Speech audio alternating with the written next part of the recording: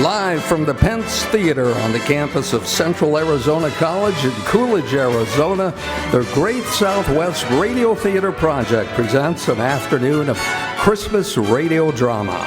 First, from the Grand Central Radio Station Anthology Series, we bring you A Miracle for Christmas, first aired on Christmas Eve in 1949. Following our station break, we will return with a classic Christmas radio play, first aired on December 22nd, 1947, on the Lux Radio Theater, entitled Miracle on 34th Street. We bring you our first drama, but first, ladies and gentlemen, a word from our sponsors.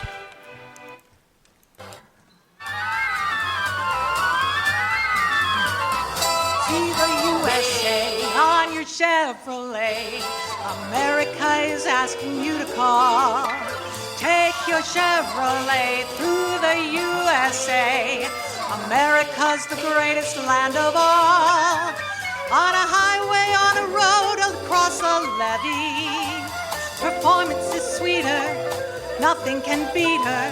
Nothing is completer than a Chevy. So see the USA in your Chevrolet. Chevrolet. This year's new line of Chevys are now on sale at your nearby Chevrolet dealership. Our salesmen are ready to give you a great trade-in price on your current car or make you a deal that you can't refuse with a brand new Chevrolet. So drive on down to your local Chevrolet dealership and order a new Chevy in the color you choose and with all the added options you want. And then see the USA in your Chevrolet. See the USA in your Chevrolet. The Rockies way out west are calling you.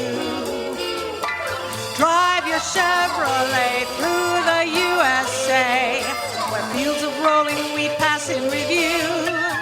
Whether traveling light or with a load that's heavy, performance is sweeter, nothing can beat her. Life is completer with a Chevy.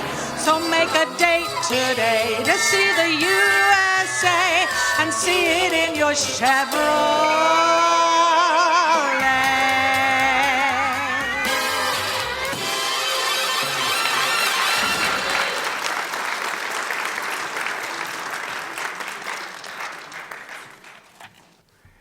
Hey, Mom and Dad, here's a delicious, nutritious way for your kids to start their day. I love Bosco, it's rich and chocolatey. Chocolate favorite Bosco is mighty good for me. Mama puts it in my milk for extra energy. Bosco gives me iron and sunshine vitamin D. Oh, I love Bosco, that's a drink for me.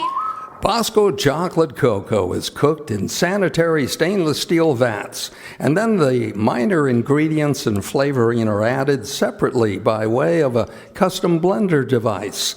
Malt extract is added, which is combined with the Bosco cocoa powder to yield the distinctive Bosco taste. Have your mom pick up a jar of Bosco chocolate syrup mix for your breakfast energy drink. And that's why children are singing, I love Bosco, it's rich and chocolatey. Chocolate favorite Bosco is mighty good for me. Mama puts it in my milk for extra energy. Bosco gives me iron and sunshine vitamin D. Oh, I love Bosco, that's a drink for me.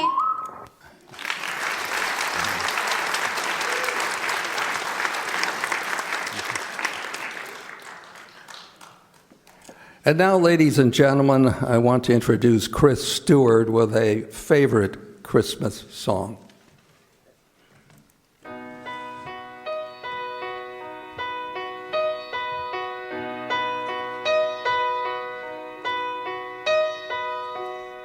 Holy night, the stars are brightly shining. It is the night of our dear Savior's birth.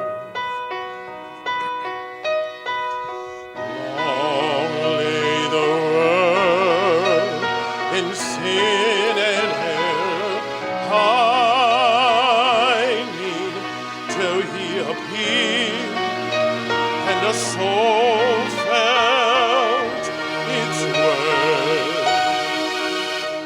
a thrill of hope. The weary world rejoices, for yonder waits a new and glorious morn. Fall on your knees, oh, hear the angels' voices. Oh, night divine, oh, night when Christ was born. Oh, night divine. Holy night, the stars are brightly shining. It is the night of our dear Savior's birth. Long lay the world in sin and error, hiding till he appeared, and its soul felt its worth, a thrill of hope. The weary world rejoices, for yonder breaks a new and glorious morn. Fall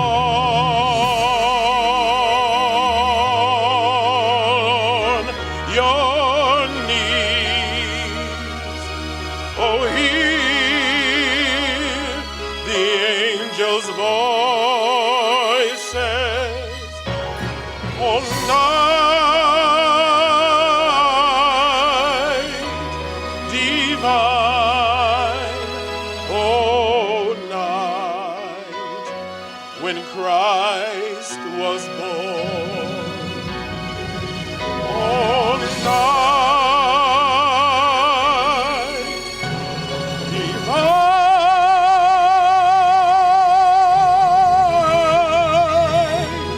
oh, night, oh, night divine.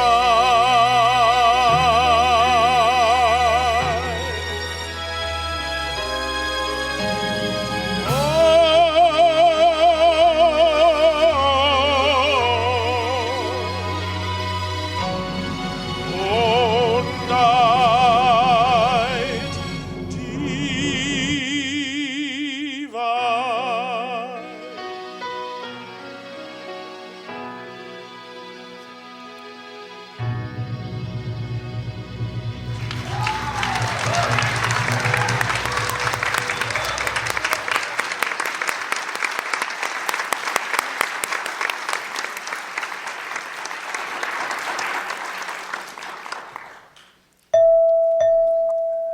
Boulevard watch time is 3:20 Arizona Standard Time.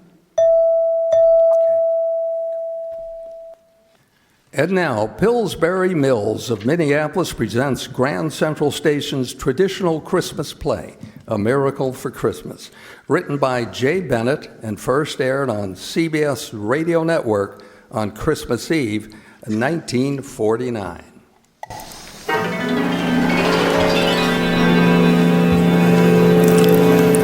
After After the train from Albany pulled in, no one, not a single person actually saw the young man that was with brown hair and soft brown eyes come through the gate.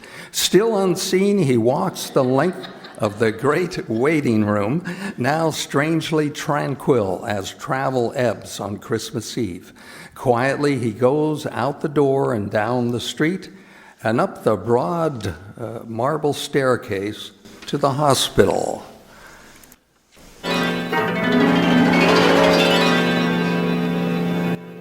When the girl at the switchboard turns to him, What can I do for you, sir? and without a word, he gives her his card. Oh, She's startled by the name on it and instantly announces him to the hospital administrator. Dr. Mason is here to see you. Mason?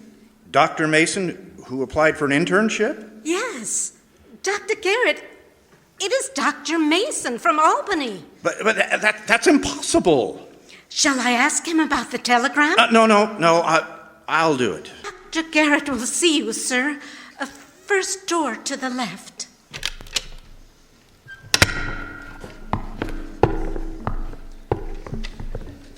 Dr. Garrett? Dr. Mason? You are Dr. Mason? I'm sorry that I was delayed, Dr. Garrett. Well, I just 10 minutes ago, I Yes, 10 minutes ago you received a telegram. Well, that's right, from your mother. I know. But Mason, well, look at it. It says that I you... was killed. Do you mind if I tear up that telegram, Mr. and Dr. Garrett? Well, I don't understand. I was so unnerved by that wire. I counted so much on your being here tonight. Oh, Christmas Eve, a night always busy with calls. You are short of interns. Oh, yes, Mason. These are the slums. You walk through block after block and you won't see a doctor's shingle. Not a one. The people here are poor. They know only one healer, the intern and his ambulance. And tonight, a night of mercy and goodwill, they would have cried out in pain. Well, now that you've come, I won't have to say to the suffering, wait, there's only one ambulance tonight, and that's out on a call. Wait and suffer. I have no one to send out to you because Dr. Mason was killed. It's good that you're here, Mason. It's good. Well, it's good to be here, Dr. Garrett. Well, you better get started. Take this slip of paper down to the storeroom and see that they give you a warm sheepskin coat and... Thank you. ...and a pair of mittens. From there, you can go to the ambulance room. I'll have your driver waiting for you. His name is Mac.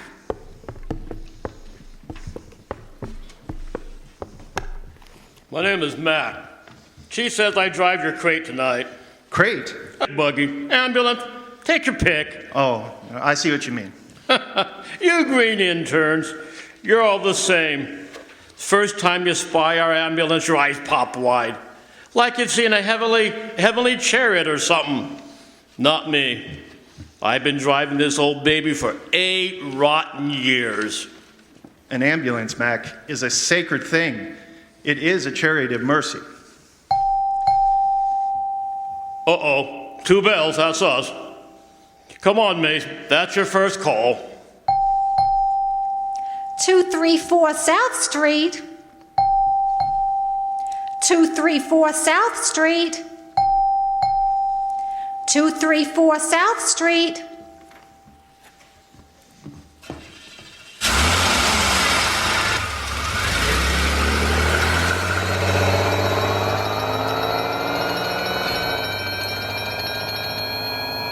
Look, pal, help me out by watching out for cross streets. We don't stop for no red lights. Watch, Doc. What did I tell you? Watch or we'll both be killed. Holy cow, you new interns. You're all alike, always dreaming. You put on the white coat and pants and your head goes up in the clouds. Why are you so bitter, Mac? Well, why shouldn't I be bitter? If it wasn't for you, I'd be home with the wife right now. You truly believe that only because of me? Yeah. If you hadn't showed up, this ambulance would have been parked in the garage. For crying out loud. I would have had the night off like a decent job. To you, driving an ambulance is just a job like any other, huh? Yeah, nothing but. Boy, I'll be glad when this shift is over. Yeah, but Mac, this is Christmas Eve. You're telling me. This is one night at least you could forget that driving an ambulance is a job. This one night you could look upon it as an errand of mercy. An errand of mercy? Oh. You know where we're going? To help someone afflicted. Afflicted. Afflicted with alcohol, you mean? And I'll give you 2 to 1 at the stew call. A stew call? Yeah, Mason. We're risking our necks tearing through traffic to get some drunk a whiff of smelling salts. Any man who cries out for help, whether he be brimful of drink or empty of blood, his call should be answered. Yeah, says you.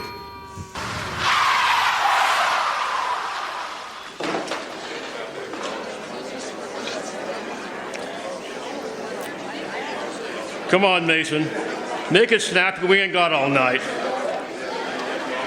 What did I tell you? A no good drunk. Huh, here's your bag, Doc. Thank you, Mac. I won't need it. But he's out cold. Mason, come on, give him a whiff of the stuff. One whiff and we blow. Quiet, Mac. Come now. Open your eyes, sir. He called the drunk sir. Here, Mason. Here's the spirit of ammonia. Put it under his nose. Yeah, that always wakes him up. Quiet, Mac.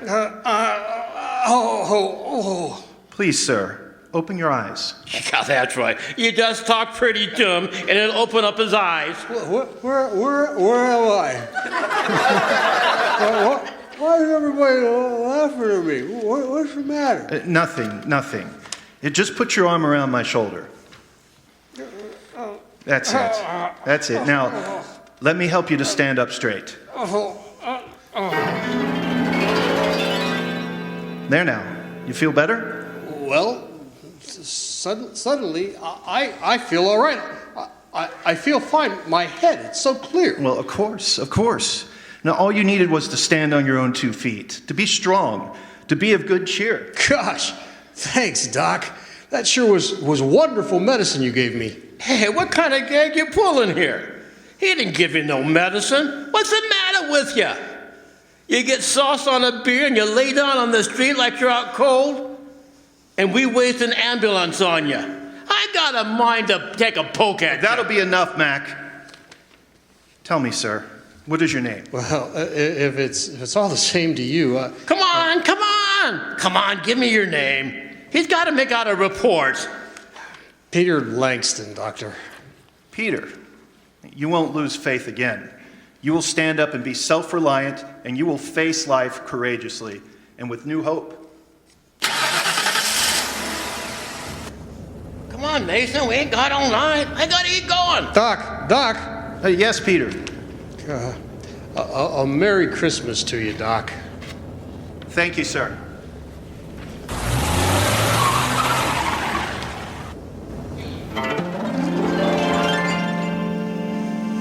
Dr. Mason, I'd like to speak to you. Yes? Mason, Mac tells me you didn't even open your bag on your first call. No, it wasn't necessary. Well, now, don't misunderstand me, Mason. I can't begin to tell you how thankful I am that you were with us this evening, but... But from now on, I'm not to use suggestion. Or whatever it was you did use. Please follow standard medical practices in treating your cases. You're not offended? No, of course not. Well, that's fine, Dr. Mason. Well, that's your call again. 19th and Water, 3rd floor. 19th and Water, 3rd floor. 19th and Water, 3rd floor.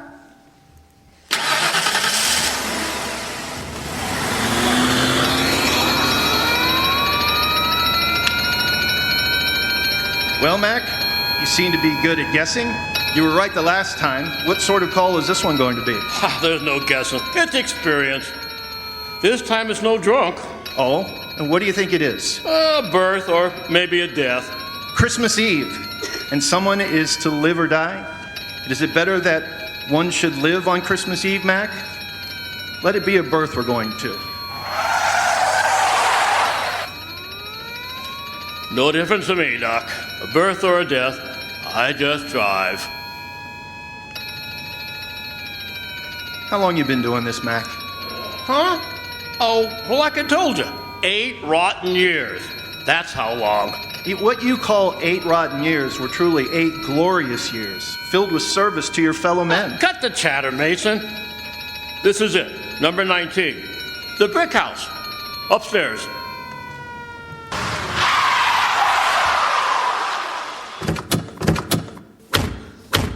Come on, make it snappy. 3rd floor rear. Doctor, here, up here. Keep your shirt on, we're coming. Hurry, doctor. Tears on Christmas Eve, young man? I'm afraid you're too late. Uh-huh, you thought it was a birth. You're wrong, Mason. Sure looks like a... Hey, stop, Mac. Don't say it. Now, perhaps we're not too late. Tell me, how is the mother? She's all right. But our baby... Yes, your baby. It's crippled, terribly crippled. We prayed for our child to be born on Christmas Eve. We were going to be so happy tonight. Come now, come. No tears, not on Christmas Eve. I'll have a look at the baby. Just wait here.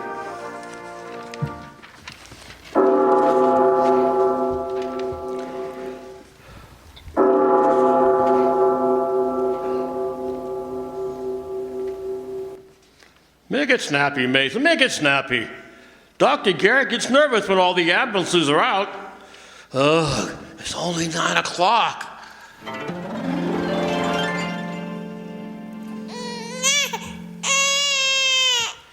Hey, what's the idea of bringing the kid out here? Let me hold him, doctor, please. Of course. There you are. The child knows his father. Yes. Yeah, he knows me, but he'll hate me when he's old enough to realize... Doctor. Yes? His arms. What about the kid's arms? They're straight as arrows. So what? But before they were terribly twisted. Both his arms were terribly crippled.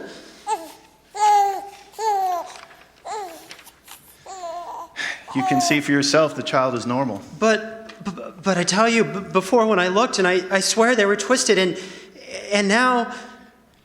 You were under great tension, but perhaps it was your imagination. Yes. Oh, my little son. Aren't his tiny fingers so tiny? Yeah.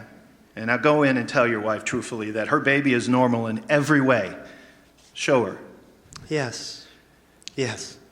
You both look forward to a happy Christmas Eve. And remember, tears are not for Christmas Eve. Oh, hey. Oh, come on, Mason. Forget all that good fairy stuff. He's hopped up enough as it is. Let's go. Ah, yes, Mac. Oh, doctor. Yes? Merry Christmas. Merry Christmas to you, doctor. Thank you. A Merry Christmas to you, sir.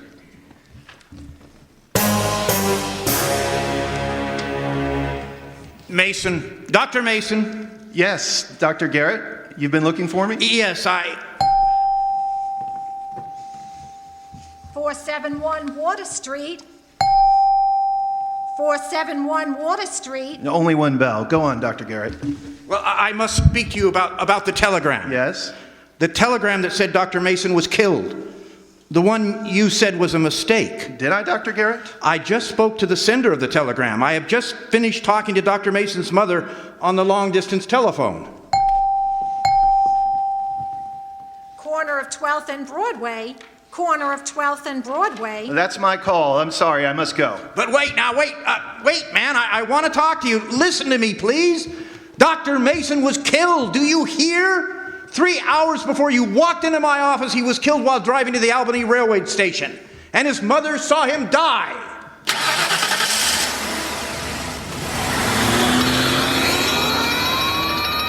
Well, Mac, what is this call going to be? A birth or a death? I don't know, Mason, but I don't like this one. There's something about this call. Gives me a funny chill or something. Because it's in your neighborhood? What do you think this call is going to be? Because it is your wife? Ellie? Is this job a rotten job, Mac? Now that you can rush a doctor to her side? Is this ambulance still a crate? Now that it's speeding to answer your own wife's cry of pain? Stop that kind of talk, will you? You're trying to make me think if something's happened to Ellie. I ain't afraid. I'll say it again. Yeah, driving this crate is a stupid job and a bum one at that. And the 8 years? Rotten. 8 years, wasted years. Could have had my own garage and repair business, and I'd be in the chips today instead of... Yes, you would have made more money. Instead of risking my neck driving all night. Twisting in and out of traffic and skidding on slippery car tracks. Why, Mac? Why did you do it? How many times I gotta tell you that nothing in this whole cockeyed world could have kept me sitting back at this wheel except my wife. If it wasn't for Ellie, What's the matter, Mac? The house we just passed. That was ours. And, the lights are out. Is that unusual? Well, it just means she ain't home. She's probably gone down to the corner drugstore. Yeah, Ellie walks the dog there every night. About this time, and... Yes, Mac? The call we're going to is that drugstore. Yes, Mac. Mason, if you got a hunch what it is, tell me what it is. It's not a birth, Mac.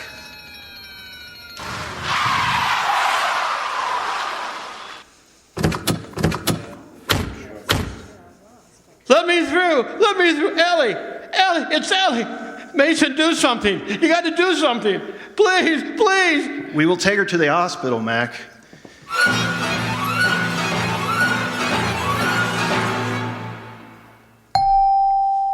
812 East River Road.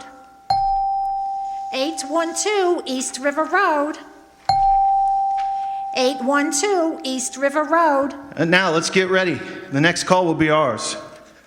Get ready? Yes, you heard. The ambulance just went out. You're crazy. My wife is upstairs in the operating room, and you expect me to leave the hospital to go out and drive? There are people who need us out there. Our work tonight is not yet finished. But Ellie needs me. Why do I care about other people? There are people, Mac, who will cry out for help, as your wife did. We will answer. Not me. I'm not moving. It is Christmas Eve. Christmas Eve. What a Christmas present I got. 64 West Street. 64 West Street. It's our turn, Mac. All right, Mason. But this is my last trip for the night. No, not for the night, forever. I'm through, you hear? All washed up. For good.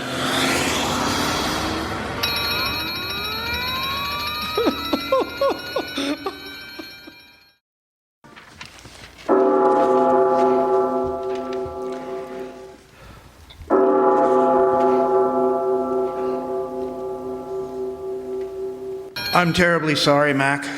We did the best we could. Dying? Ellie, dying? She asked for you, Mac. Just once. While you were out on the West Street call. And then she lapsed into a coma. Ellie, isn't there a chance, Dr. Garrett? I don't think so. Well, I'm out with a crate my wife called for me, and now she's unconscious. Think of others, she said, because it's Christmas Eve. What are you going to say now, Mason? You took me from her. You made me go out and drive that rotten ambulance, won't you? You went to help others, to bring aid to the suffering. A lot of consolation that was. Remember how the old woman blessed you with tears in her eyes? Oh, I can't think of nothing but Ellie's going. You with your big ideas and your fine speeches, what do you know about sorrow and suffering? All that there is to know, my son. Just now, when you said that, for a second you got old. You look more than 1,000 years old. God, I must be seeing things. On account Ellie's leaving me, and I'm crazy with grief and sorrow. Grief and sorrow for you. Yet how much did you do to relieve others of that pain? You know, it's funny, Mason, but Yes, Mac? when you said those words, I thought of my 8 years, the 8 rotten years, and they didn't seem so bad. Not anymore. Now I kind of like them. Sorrow is the work of repentance. You should, Mac. You should glory in them. 8 years of bringing the healer to the suffering.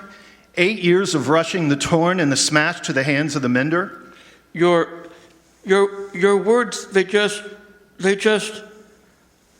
take the pain right out of me. They just draw it out. Now that your work for this night is finished, Mac, I will walk home with you. Go home? Well, Elliot. Yes. Okay, if you say so, Mason, but for the life of me, I don't know why I take your word.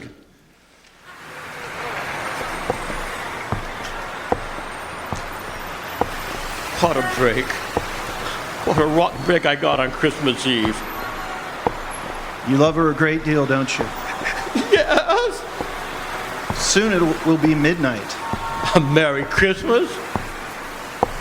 How did she greet you each night when you returned from driving? How did Ellie greet me? Why do you ask that, Mason? Tell me, Mac. I want you to say it. Well, Tell me. She was like a happy, anxious kid. She'd go out and put on the porch light, even if the weather was terrible. I used to chew her out, tell her she'd catch pneumonia, but she always put on the porch light and stand out there, waiting. Waiting for her shining knight returning from his errands of mercy. As soon as she'd see me coming around the next corner, she'd call to me. And now, will you continue your driving? Yeah, I'm sticking it to it, Mason. Even though Ellie won't be around, I'm sticking. This is your corner. Yeah. Look to your house, my son. The light. Our porch light is on, Mason. Your eyes, Mason? Where are you?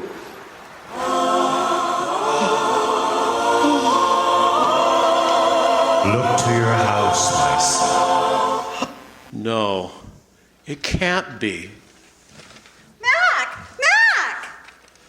It's Ellie! Ellie, darling, it is you! Mac! Thank God. Thank God, and forgive me. I didn't know who you were.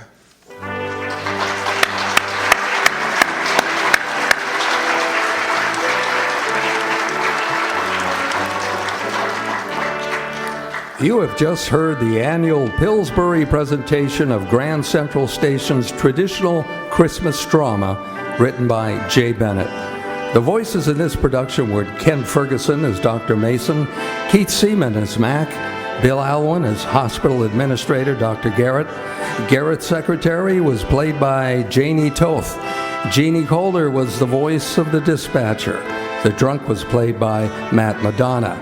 And Nathan Swain was the new father, and Faith McAvoy was the voice of Mac's wife. I'm your announcer, Ralph Swain.